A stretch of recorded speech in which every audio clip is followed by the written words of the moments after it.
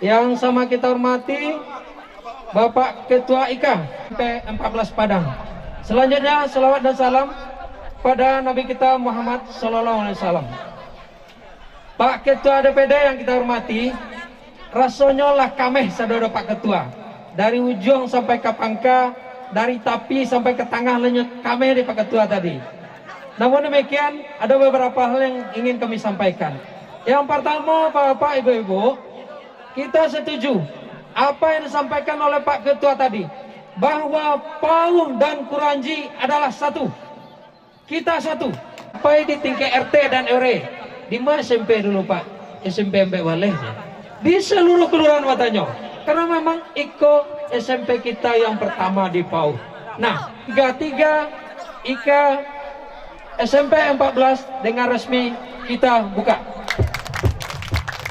Ikan saja, mohon maaf. Assalamualaikum warahmatullahi wabarakatuh.